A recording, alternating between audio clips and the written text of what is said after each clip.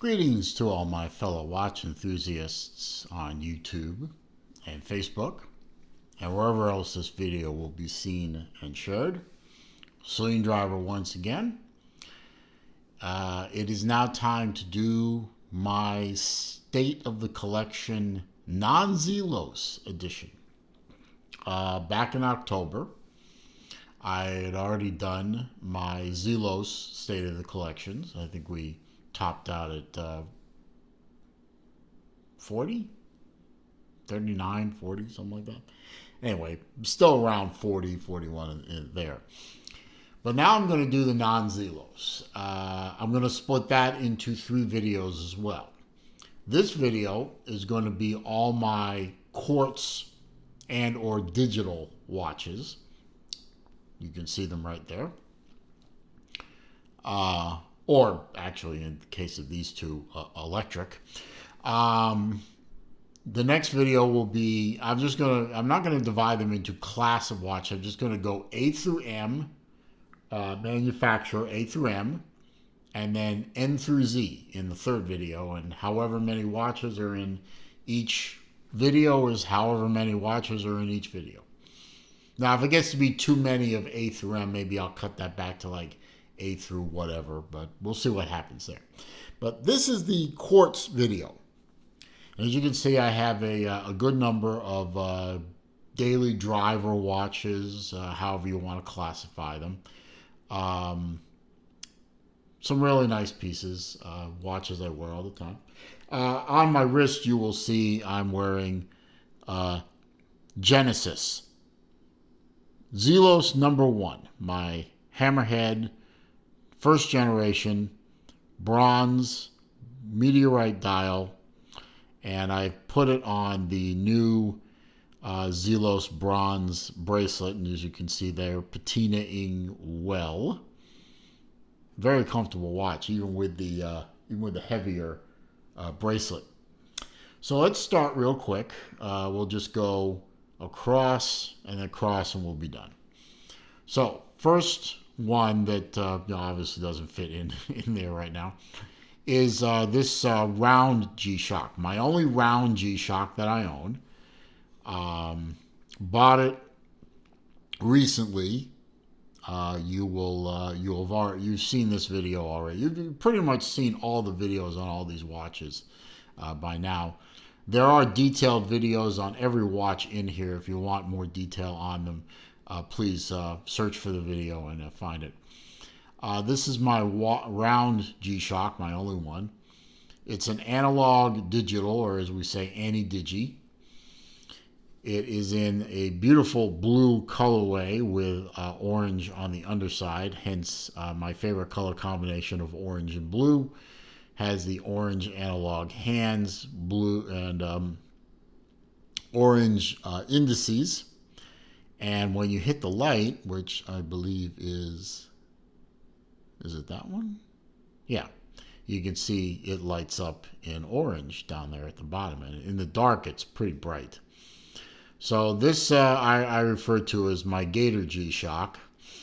Unfortunately purchased in 2021 when the Florida Gators, to be not too imprecise, stink. But once a Gator, always a Gator. Been a Gator football fan since 1975. I've seen the good, I've seen the bad, I've seen the ugly. I will never not be a Gator fan. But anyway, put that aside. Going up here into the case drawer itself, we have the first GShock square. I actually have arranged the GShock squares in order of purchase. Except, this I got before this, but work with me. This is my first GShock square I ever bought. This is the GShocktron. Nicknamed the Tron, obviously, because it has that grid pattern that's been etched into the case and bracelet, and even the clasp, that is reminiscent of the grid pattern in the gaming quad of the original Tron movie, and probably even the follow-on, the recent follow-on. But the original Tron movie had this kind of pattern all over the place. It is a tough solar, Bluetooth enabled watch, meaning you can pair it with a phone and keep it up to date. You know, day, date, month, year, time, crossing time zones, daylight savings time, etc., etc. All can be fixed through the phone or through the reception of a radio signal from the Naval Observatory in Colorado, I believe it is. So very easy to keep these watches going and up to date, and also with the solar charging, very easy to keep them running. So I have the Tron. The Tron sort of got me going, and I picked up one of these titanium G-Shocks. This was not a cheap purchase, to be sure. But it is a titanium G-Shock. It is in the blue camouflage pattern. And as you can see, both those have negative displays. Not the easiest watch in the world to read. It does light up nicely. There's the button. See, it does glow nicely when you hit the button, or when you raise it up and you hit a certain angle on your wrist, the watch will light up automatically. Very lightweight, very comfortable to wear. And just a nice overall. I love blue. I'm a decent fan of camo patterns. This just seemed a natural for me to pick up. If I wanted a titanium square, that was the one to pick up. Then I picked up this blue one. You can see it automatically triggered the light there by moving it to the right angle. I picked up this blue one, metal case. It had the resin strap. I picked up a pair of strap adapters from J&K, and that adapts the goofy lug connection to something that's conventional and can handle a conventional spring bar and therefore a conventional strap. And then I paired it up with this Eache, E-A-C-H-E, mesh bracelet that I found by accident on Amazon, and I've been buying the hell out of these ever since because they're not terribly expensive. They are very comfortable. I think they look great, and they fit just about everything. I have one on this one, I have one on this one, and I have one on that one. So 3 of the watches in here have these Eache bracelets. They come in blue, black, silver, gold, and kind of a bronzy color. So really nice. And again, that is a tough solar and a Bluetooth enabled. You can see that down there. Nice wearable watch. This one was an impulse buy, the chrome one, or as I've been calling it, the Centurion.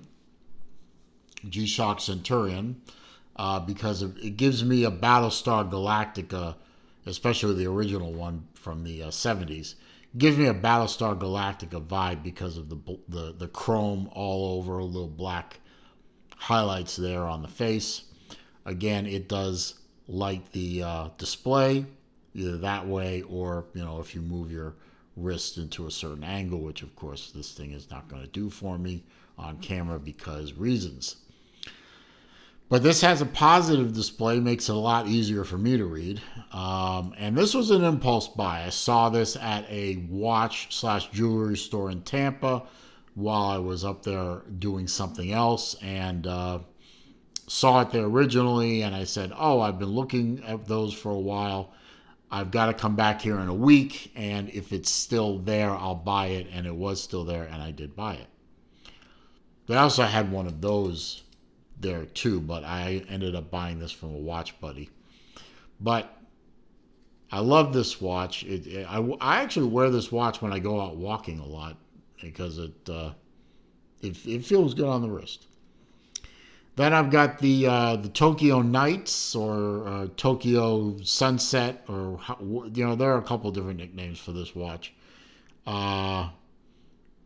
Barney, if you want to call it Barney. Again, this is a tough solar, so is this. Bluetooth, Bluetooth. And this one, when I saw pictures of this, I thought to myself, oh, purple. I'm not going to buy a purple G-Shock. That looks ridiculous. And then I saw this one right next to this one in the display case at that jewelry store called Old Northeast Jewelers in Tampa. Not sponsored. They don't know I mentioned this. I'm just telling you where I found it. For all I know, it may still be there. Unless somebody heard me talking about it, called them up and ordered the thing. But when I saw it in person, I said, you know, that purple is more subtle than you'd think, and it has this alternating kind of gray-blue in the bracelet, and I think that looks pretty good. And I was going to buy it from Old Northeast, but then my buddy, one of my buddies in the watch community was selling this thing at like 50% of retail, and I said, oh, hell yeah. And I know he was very gentle on his wife. I mean, look at this thing. It's flawless. And I said, absolutely. Full kit for that money? I couldn't PayPal him fast enough. Let's just get this one out of the way. This is my only non-Bluetooth, non-solar G-Shock. This one I call the Mystic, because it kind of shifts colors a little bit like the old Mystic Cobras from 1996 or the Mystichromes from 2004, which were painted with color shifters, shifting clear coats. This one doesn't really shift colors, although it does look like it a little bit in the middle. This one was the one that I bought. It actually had a pink display. And I actually bought another G-Shock, a sacrificial G-Shock, same case style, same module, and just swapped them. And I did a video not only reviewing the original watch, but also a video of me doing the swap on camera, which it worked out. I mean, still have that watch in storage. And if I ever do sell this watch, I'll probably sell the other one with it. And then they can have a 2-for-1. And if they want to turn this thing back to the original pink display, they can do that. They'll have the other watch with the original module in it. But I like this the coloring of the case. I paired it with one of these Ichi straps. I got adapters from J&K. They didn't have an adapter that specifically fit this case, but they said the convertible should fit, because it fits these, so it should fit this, and a little bit of a gap there, but I can live with that, and it fit. And then I was able to put a standard 22 millimeter bracelet on it, and it's very comfortable to wear. So I enjoy that watch. Very unique coloring. I like that. Now I got a couple of collectibles here. Some of these watches can be considered collectibles, but this one is definitely a collectible. It's not running. I took the battery out because these things eat batteries like a fat guy eats potato chips, and I don't wear this watch very much because it's kind of small. It's like a 34, 35 millimeter. Really kind of small. But this is a Bulova, not Bulova, Bulova Accutron. Now, Accutron, for those of you who don't know, predate Quartz watches. These watches were created by Bulova, actually for NASA, because they were highly accurate, and NASA needed accurate timepieces for their space program. And the watch was so accurate and the technology was so unique that for a while the U.S. government tried to keep Bulova from selling these at retail because they were afraid the Russians and other countries would get a hold of this technology and reverse engineer it. But I'm glad they actually made the watch. These are electrical. You can see the electric windings on these I think they're capacitors. I'm not sure what they're called actually. They're not capacitors. They're called something else. Anyway, and right here along the side here is a tuning. No, I'm sorry, not right there. Right, you can see the outline of it right there. It's a tuning fork. The tuning fork vibrates at a certain frequency, and the frequency of the vibrations is what times the watch. Very accurate.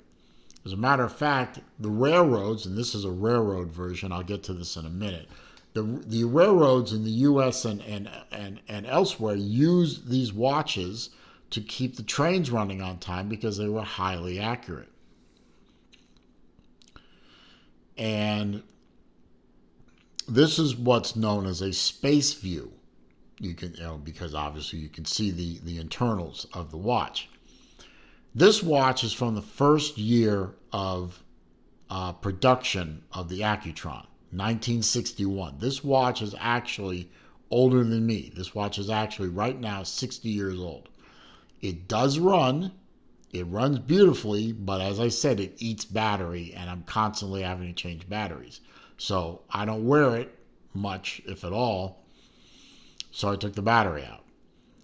This is a white gold case. These are very rare. Most cases in the Accutrons are steel.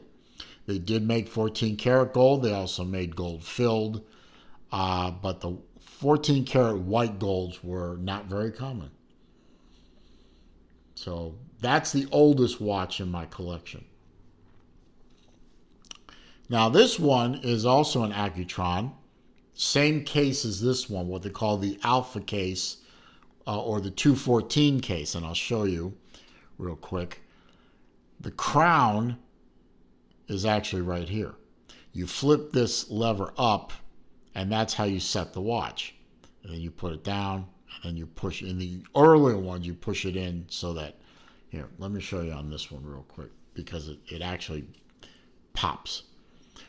So the crown is right here. When you pull the crown up, it actually pops this thing up a little bit. That's what the older ones did. The ones that were newer than this didn't do that. But when you finish setting the time, you folded that down and then you snap it back.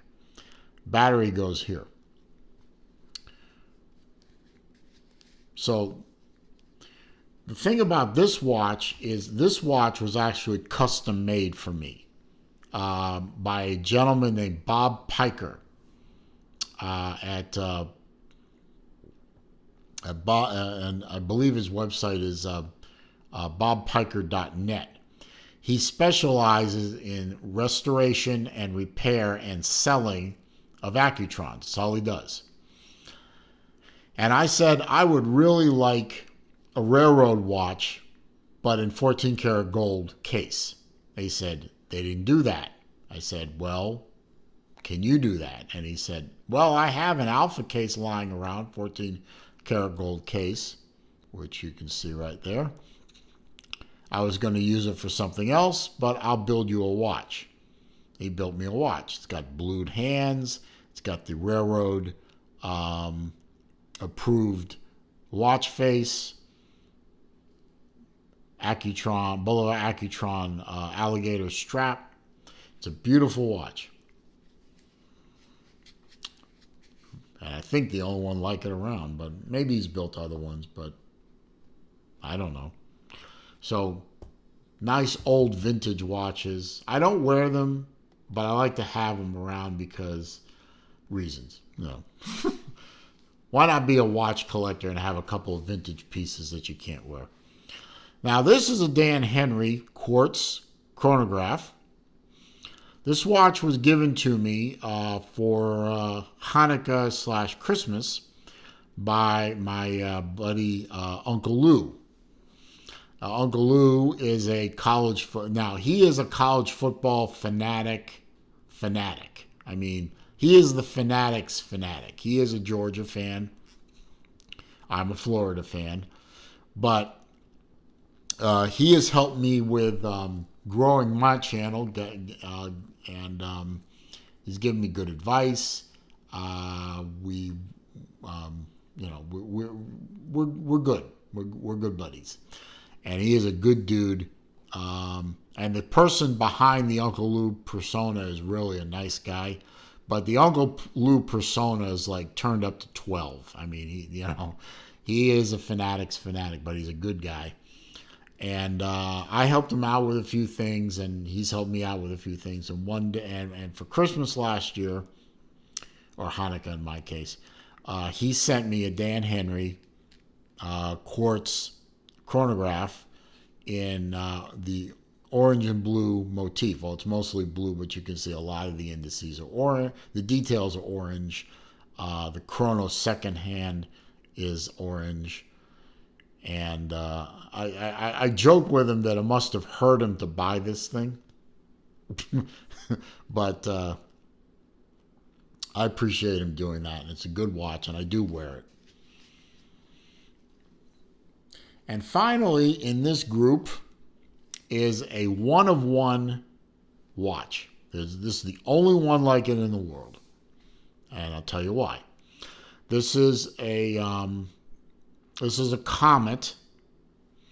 This was a Kickstarter campaign that I was very enthused about. They were going to make like 9, 10 different colorways of this watch. It's a chronograph. Uses a very standard movement.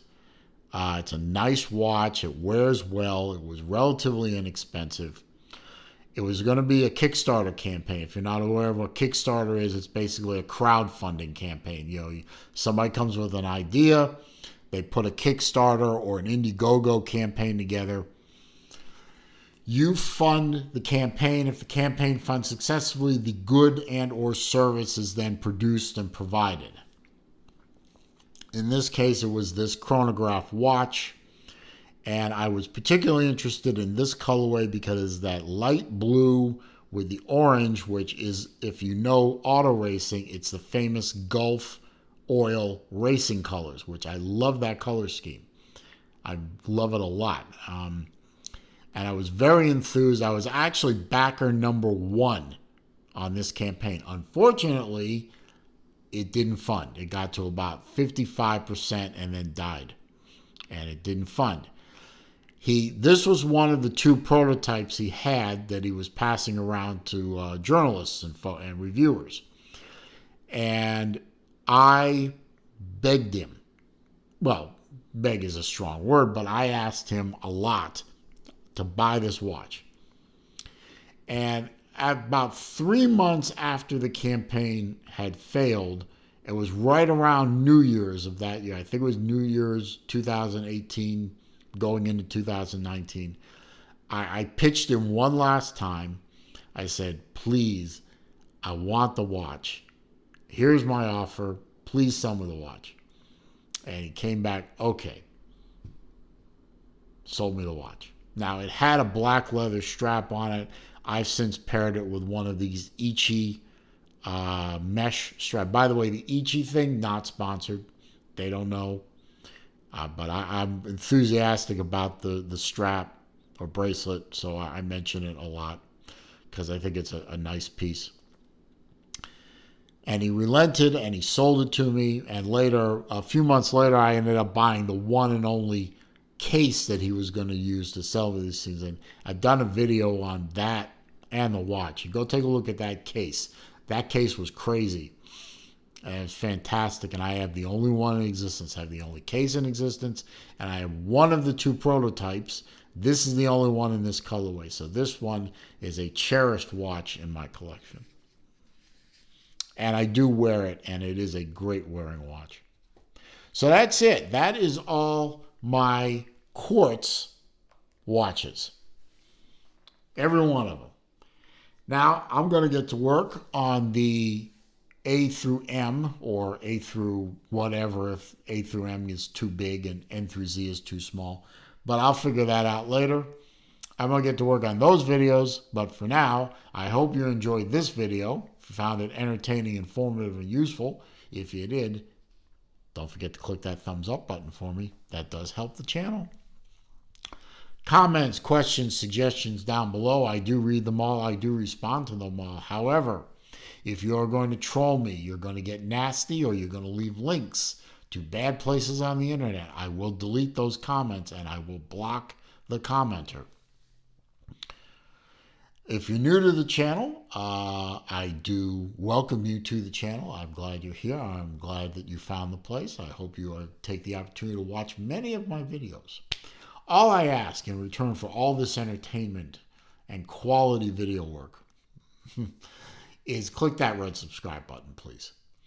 And when you do, don't forget to click the bell icon next to the video so that when I upload new videos, you will be alerted to that. And when I go on and do live streams, which I do every Wednesday afternoon at 3 p.m. Eastern Time, or other times during the week as time and opportunity avail themselves to me, you will be alerted to those videos as well, or those live streams. Meanwhile, it is a crazy old world out there. I ask that you stay safe, stay healthy, be well. I'll see you soon.